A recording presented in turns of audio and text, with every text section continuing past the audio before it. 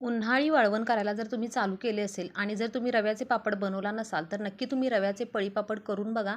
एक वाटी रव्यामध्ये जवळजवळ 90 पळीपापड माझे तयार झालेले आहेत आणि एकदम पातळ आणि एकदम खुसखुशीत असे हे पापड तयार होतात.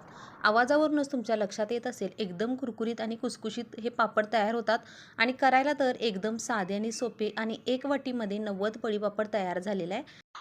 तर हे साध्या सोप्या पद्धतीने रव्याचे पळीपापड कसे करायचे ते बघूया. पण त्याआधी चॅनेलवर जर नवीन असाल आणि माझा व्हिडिओ जर पहिल्यांदाच बघत असाल तर चॅनेलला नक्की सबस्क्राईब करा. चला तर मग रेसिपीला सुरुवात करूया.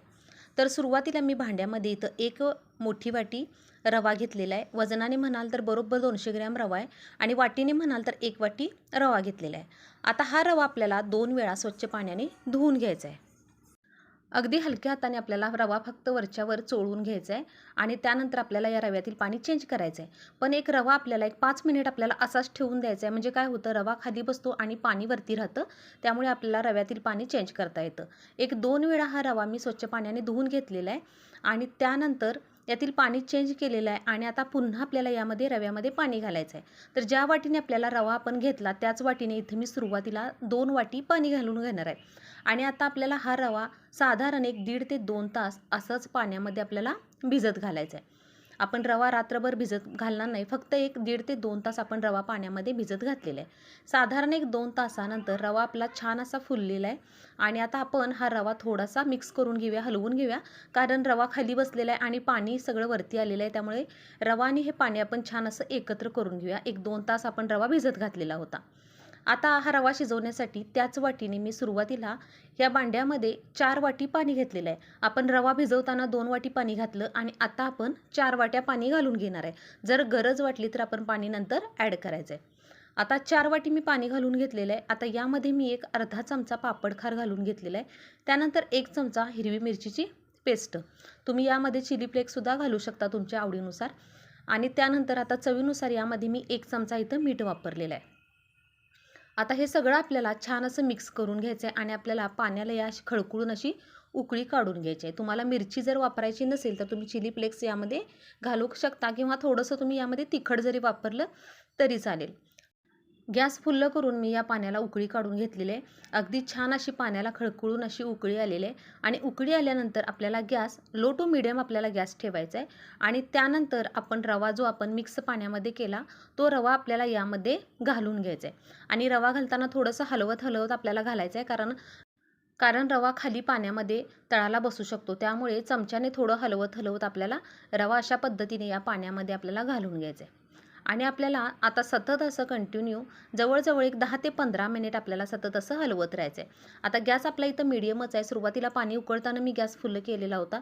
त्यानंतर मी गॅस मीडियम केलेला आहे आणि आता आपल्याला सतत असा हा रवा हलवत राहायचा आहे. तुम्हाला जर यामध्ये जिरे वापरायचे असतील तर तुम्ही जिरे सुरुवातीला पाण्यामध्ये घालू नका. ज्यावेळी रवा शिजेल आणि तुम्ही गॅस बंद कराल अगदी त्यावेळी शेवटी तुम्ही यामध्ये जिरे घालू शकता. पण जर सुरुवातीला तुम्ही जर जिरे घातला तर पापड आपले काळपट होतात. त्यामुळे जिरे जर तुम्हाला घालायचे असतील तर अगदी शेवटी घाला. इथं मी जिरे वापरलेले नाहीत. आता जवळजवळ एक 10 ते 15 मिनिट झालेले तुम्ही बघू शकताय की रवा आपला अगदी छान असा शिजत आलेला आहे. आता एक रव्याला आपण झाकण ठेवूया आणि एक 5 मिनिट आपल्याला रव्याला आपलं छान अशी वाफ देऊन घ्यायची आहे. एक 15 मिनिटानंतर या रव्याला मी छान अशी एक झाकण ठेवून एक 5 मिनिट आपण रव्याला वाफ देऊन घेणार आहे.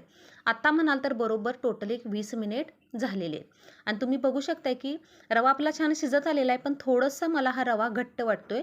त्यामुळे यामध्ये मी पुन्हा थोडंसं पाणी ॲड करणार आहे.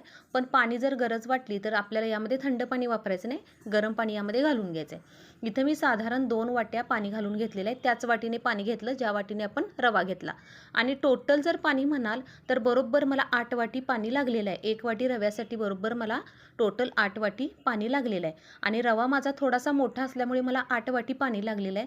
तुमचा जर रवा थोडासा बारीक असेल तर तुम्हाला 7 वाट्या देखील पाणी लागू शकतं. रवा मोठा असल्यामुळे मला थोडं 8 वाटी पाणी लागलेलं आहे. आता पुन्हा आपल्याला छान असं मिक्स करायचं आहे आणि साधारण एक 5 मिनिट आपल्याला फक्त हे शिजवून घ्यायचं आहे. टोटल म्हणाल तर 20 ते 25 मिनिट आपल्याला हे रवा शिजवण्यासाठी वेळ लागतो. आता रवा आपला छान शिजलेला आहे. इथं मी गॅस आता बंद केलेला आहे आणि अगदी शेवटी यामध्ये मी थोडीशी कोथिंबीर यामध्ये घालून घेतलेले. तुम्ही नाही घातला तरी चालेल. तुम्ही याच्याऐवजी जिरे वापरला यावेळी तरी चालेल. या स्टेजला तुम्ही जिरे वापरायचे. तर मी जिरे वापरलेले नाहीत. कोथिंबीर यामध्ये थोडीशी मी घालून घेतलेली आहे. आता पुन्हा आपल्याला छान असं हे मिक्स करायचं आहे आणि आपल्याला हे मिश्रण गरम असताना घालायचं नाही. थोडंसं कोमट झालं की त्यानंतर आपल्याला घालून घ्यायचं आहे. गरम गरम आपल्याला हे घालायचं नाही. थोडंसं कोमट झाल्यानंतर घालून घ्यायचं. तुम्ही बघू शकताय की मगापेक्षा कोमट झाल्यानंतर थोडंसं हे दाटसर झालेलं आहे आणि थोडं कोमट झालं की अशा पद्धतीने पळीने आपल्याला पापड आपल्याला घालून घ्यायचे. हव्या त्या साईजमध्ये पापड घालून घ्यायचे.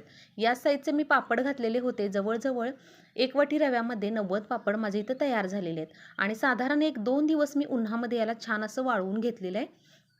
2 दिवस उन्हामध्ये कडकडीत वाळवल्यानंतर तुम्ही बघू शकताय की अगदी छान असं आपलं हे पापड वाळलेले आहेत आणि एकदम पातळ असे आपले हे रव्याचे पापड झालेले आहेत. सुरुवातीला घालताना तुम्ही एकदम पातळ घालू नका. थोडंसं दाटसरच घाला, कारण वाळल्यानंतर ते एकदम पातळ होतात. त्यामुळे अगदी तुम्ही पातळ ते घालू नका. आणि तुम्ही तेलात टाकल्यानंतर बघू शकताय की अगदी दुप्पट तिप्पट हा पापड असा रव्याचा फुलून येतो. तुम्ही वाळलेला पापड आणि हा तेलात तळलेला पापड बघू शकता. याची साईज बघू शकताय.